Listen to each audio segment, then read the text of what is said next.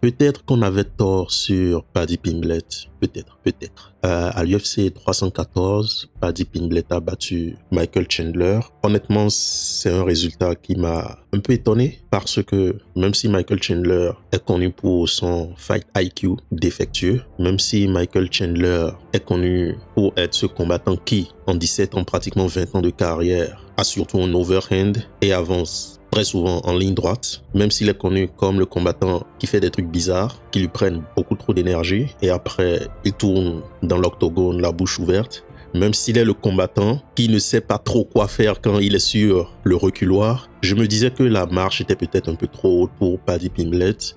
Et pourquoi je me disais ça? Et je pense que c'est un peu un biais que beaucoup de personnes ont eu ces dernières années. Je vais peut-être vous donner une explication, mon point de vue.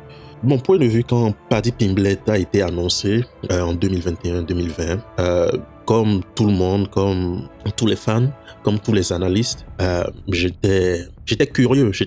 Je suivais brièvement sa carrière au Cage Warrior, mais je savais qu'à l'UFC, on saurait réellement quel est son niveau. Et c'est un peu ça avec tous ces combattants qui performent hors de l'UFC. Moi, je suis toujours très intéressé quand il décide de venir à l'UFC, vraiment pour savoir, ok, quel est le niveau de ce gars. C'était la même chose pour Michael Chandler quand il a rejoint l'UFC en 2020. Donc, j'étais curieux, j'étais plutôt neutre par rapport à Paddy Pimblett. Et lors de son premier combat, j'ai vu face à Luigi Vendramini, j'ai vu clairement des trous. Et à partir de là, je me suis dit, ok, ce gars, il était champion du Cage Warrior, on dit qu'il est le prochain Conor McGregor parce que c'est comme ça ils l'ont vendu, mais il a de tels trous, on en parlera, mais Vendramini lui mettait de grosses patates en plein dans le dôme, comme on dirait, et il les mangeait. Bon, il est jeune, oui, il était jeune, donc bon, tu peux te manger ce type de choses, mais avec le temps, un jour ça payera et c'est rare que des gens deviennent champions en plus dans la division des poids légers en ayant ce type de trou. Donc à partir de là, je me suis dit, ok, on verra ce que ça donnera, mais ça ressemble plus à de la hype qu'autre chose. Et au fil des combats, on a commencé par lui donner des gens. On a commencé par lui donner des gens. Et j'ai commencé par avoir un avis un peu biaisé. Pas forcément biaisé, mais je dirais, j'ai commencé par voir Paddy de façon un peu bizarre. Quand il battait, en fait, ces gens qui clairement étaient choisis précisément pour qu'il les batte. Et il en faisait tout un plat. Même là, il a battu Chandler. Oh mon Dieu, les 2 ou les 3 derniers jours, tout ce que je lis, que le gars il dit, les quelques vidéos que j'ai vues, c'est pas possible. Genre, il en fait beaucoup. Il en fait vraiment beaucoup. Mais bon, je me disais, ok, c'est du trash talk et tout. Mais pour une quelconque raison, à un niveau personnel, je ne sais pas si c'est l'accent de Liverpool, je ne sais pas si c'est la façon dont il formule ces choses, je ne sais pas si ce sont ses insultes, mais je me disais, ah, c'est bizarre un peu. Pourquoi il parle autant? Parce que à cause du Dana White privilège, parce que on a réellement ce problème du Dana White privilège, problème qui est toujours là avec Sean O'Malley. Donc il y avait tout ça. Donc j'ai commencé neutre. Ensuite je me suis dit, ok, on verra ce que ça donne avec Paddy. Et ensuite il y a eu la situation avec Topuria où il a parlé de la Géorgie.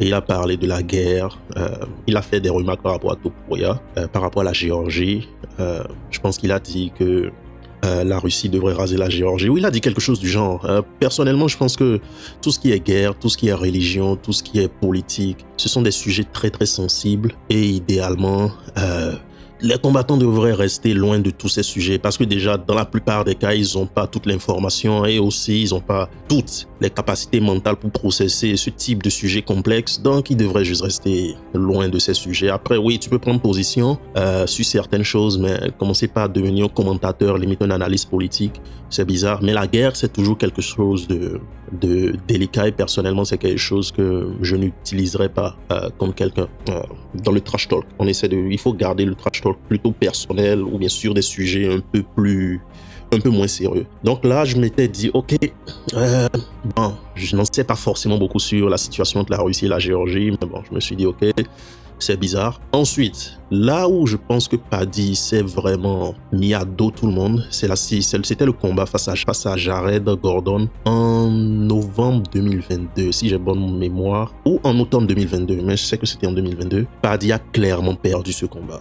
clairement perdu ce combat. Je l'ai regardé live avec la polémique. Je l'ai revu après. Paddy a clairement perdu ce combat. Et c'est là que personnellement, il m'a un peu agacé. Parce qu'il agissait comme s'il n'avait pas perdu ce combat. Il parlait beaucoup, il disait beaucoup de trucs. Donc, c'est vraiment là que je me suis dit, ok, là, à mon avis, tu commences un peu à en faire trop. Déjà, on peut choisir des combattants. Déjà, il y a clairement des choses sur lesquelles tu dois progresser si tu veux devenir champion ou si tu veux être dans le top 5. Et maintenant, tu perds un combat qu'on te donne, techniquement, et tu agis comme si ce n'était pas proche et tout. Et il m'a personnellement perdu. Là, je pense qu'il a perdu beaucoup de personnes là. Et c'est là, les gens se sont dit que le Dana White Privilege, c'était beaucoup trop. Maintenant, ce qui était dans notre angle mort, qu'on a vu dans le combat face à Chandler, c'est que des fois, il peut y avoir du Dana White Privilege, mais ça ne veut pas dire que le combattant ne peut pas progresser ou ça ne veut pas dire que le combattant n'a pas du talent. Paddy a commencé le MMA à 13 ans. 13 ans, je pense que selon mes recherches, c'est autour de cet âge. Il a commencé très très tôt. Donc, clairement, il est talentueux. Ou il a quand même un certain niveau de talent. Est-ce que ça suffira pour être champion de l'UFC? L'avenir nous le dira. Mais clairement, il est talentueux. Clairement, il connaît le MMA. C'est-à-dire, il sait se battre. Il sait se battre. Au minimum, il sait castagner. Donc, c'est ça qui était dans notre angle mort. Et c'est resté même, je vais l'avouer, dans mon angle mort. Mais ce combat face à... D'abord, il y a eu le combat face à Bobby Green. Bobby Green, c'est ce que je dis. Moi, je savais que Paddy allait le battre. Parce que déjà, Bobby Green n'a pas de jiu-jitsu. Il n'aime pas aller au sol. Et même debout, il garde ses mains baissées. Et bon, techniquement, le hood style. Il vient avec ses chaînes, il vient avec ses Nike, ses Jordan. Il vient avec sa liasse de monnaie. Et c'est techniquement le hood style, comme je dirais. Mais on aime bien Bobby Green. Mais bon, écoute... le donner à Paddy, c'était bizarre, toujours le même Dana White Privilege. Moi qui m'agace des fois, ça m'agace des fois parce que je veux qu'on garde ça purement sportif. Mais bon, il a battu sans aucune surprise Bobby Green, il a parlé ensuite. Et là, face à Chandler, je me disais, malgré les trous qu'affiche Chandler, ou malgré la façon bizarre ou les choix bizarres que peut faire Chandler, si Chandler, pour 25 minutes, ou même pas 25 minutes, parce que c'était un 3 rounds, pour 15 minutes, faisait 2 ou 3 bons choix, moi je me disais Paddy serait vraiment dans une sauce. Je me disais en fait que Paddy serait vraiment dans une sauce. Mais j'étais agréablement surpris. Agréablement surpris, c'est là que je me suis rendu compte qu'en fait, oui, même s'il y a du Dana White Privilege, cela n'exclut pas le fait que le combattant peut être en train de progresser. Et Paddy a progressé. Paddy a progressé. Il est beaucoup plus à l'aise, il est clairement plus costaud. J'étais étonné de voir qu'il était plus large que Chandler. J'aimerais bien le voir face à Islam. Au sol, il est bon. Il est bon, on peut ne pas aimer le caractère, on peut ne pas aimer tout ce qu'il dit, mais il est bon. Il est vraiment bon au sol. Il est vraiment bon au sol. Parce que je pense que ça doit être sa deuxième soumission ou quelque chose du genre. Il est vraiment bon au sol. Maintenant, le striking, c'est toujours approximatif, mais maintenant, il a inclus en fait des kicks. Il a inclus des kicks, il est un peu plus patient, il est un peu plus prudent. C'est bien, mais pour le top 5, est-ce que c'est suffisant? Pas sûr. Pas sûr que ce sera suffisant. Mais on va en parler dans quelques secondes. Maintenant, parlons de Chandler. Chandler est très bizarre. Chandler est vraiment bizarre parce que tout ce qu'il fait, et Chandler se bat depuis, je pense, il se bat depuis 2011, 2010, 2009, ses os. Mais le gars, tout ce qu'il fait, c'est aller en ligne droite, envoyer un overhand et espérer que quelque chose se passe. Se prendre des coups, faire des souplesses, faire tout plein de choses qui vont prendre son énergie. Des fois, il fait des choix bizarres. J'ai essayé de revoir le combat, mais honnêtement, je me suis arrêté au premier round. Parce qu'au premier round, Chandler a fait un autre choix bizarre. Quand il a mis Paddy contre la cage, il contrôlait Paddy sur le côté, mais il n'a jamais cherché à prendre la position dominante. Il n'a jamais cherché à le triangle de corps pour tenter une soumission. Tout ce qu'il faisait, c'était contrôler la main de Paddy et le tirer et frapper avec sa main gauche qui n'est pas sa main dominante. Ce type de choses. J'ai regardé la séquence, je me disais, mais fais passer ton pied de l'autre côté et prends la position dominante. Ben vas-y. Puisque tu veux dépenser toute cette énergie, ben vas-y. Il te reste encore quoi? 1-2 minutes? Oui, tu peux décourager le jeune. Mais il ne l'a pas fait. Donc je me suis dit, ok, d'accord, c'est bon, pas besoin de revoir grand-chose ici. Donc Chandler est revenu.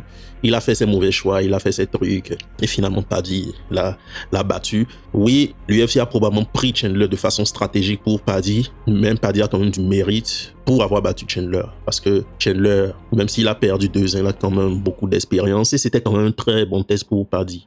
Maintenant, parlons du top 5. Il y a qui dans le top 5?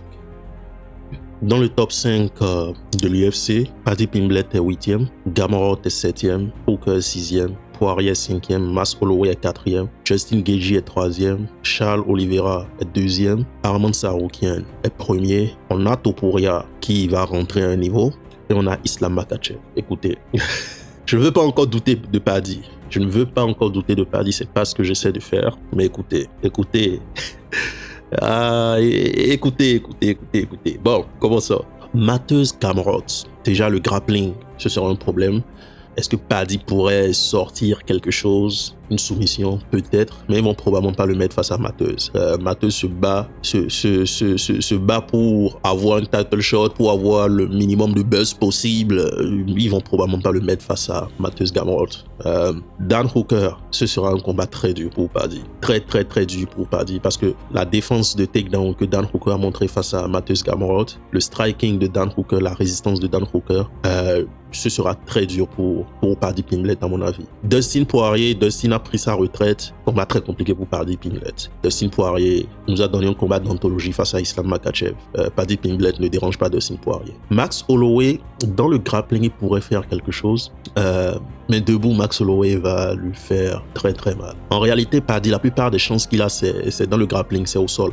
Mais Max Holloway va lui faire très mal debout. Donc sa chance pourrait être dans le grappling, chose que je ne vois pas forcément. Justin Gaethje, par contre, si Paddy Pimblett arrive à choper Justin Gaethje, au sol, ça pourrait aller vite. Moi, je pense que dans le grappling au sol, Paddy Pimblett a beaucoup plus de chance avec Justin Gaethje. C'est comme ça que je le ressens actuellement. Charles Oliveira, honnêtement, c'est pile ou face, mais Charles Oliveira, ce sera un combat très intéressant, mais je pense que Charles devrait gagner, normalement.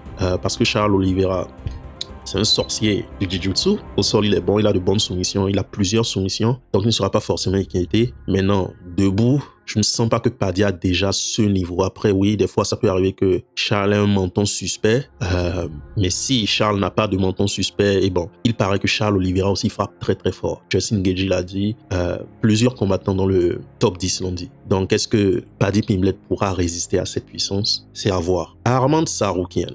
Dana White même sait qu'il n'a pas envoyé Paddy Pimblett chez Arman. Je vois que depuis quelques mois je vois que depuis le combat avorté entre Islam et Arman, il y a beaucoup de personnes qui manquent de respect à Arman Tsarukyan. Écoutez, pour moi, Arman est un combattant très sérieux. Et je pense qu'il bat beaucoup de personnes dans ce top 10. Il ne bat probablement pas Islam, peut-être pas Islam, mais c'est un combattant extrêmement sérieux. Et il va faire des choses impensables à Paddy Pimblett. Du moins, le Paddy Pimblett d'aujourd'hui. Il va lui faire des choses impensables. Maintenant, Islam Makhachev, je n'ai même pas besoin de m'étendre sur ça. Paddy Pimblett ne le bat pas. Du moins, le Paddy Pimblett actuel qu'on a vu face à Chandler, il ne bat pas Islam. Donc pour finir, est-ce qu'on s'est trompé sur Paddy Pimblett? Moi, personnellement, je dirais que, à mon niveau personnel, le Dana White privilège a un peu mis dans mon angle mort le fait que, même s'il y a Dana White privilège, ça ne veut pas dire que le combattant ne progresse pas. Et j'ai toujours su que Paddy Pimblett était talentueux, mais juste le Dana White privilège, tout ce qu'il disait, le fait que en fait c'est vraiment ça, le fait que Jared Gordon l'ait battu clairement, je me suis dit ok, ce gars, non, il ne tiendra pas dans le top 15 parce que Jared Gordon n'était même pas dans le top 15. Mais le fait qu'il soit revenu de cette façon et qu'il ait battu Michael Chandler, on doit quand même lui donner un certain mérite. Donc c'était tout pour moi aujourd'hui. Si vous avez aimé ce commentaire de la performance de Paddy Pimblett, commentez, aimez, partagez avec vos amis, abonnez-vous pour faire grandir la chaîne et on se dit à la prochaine.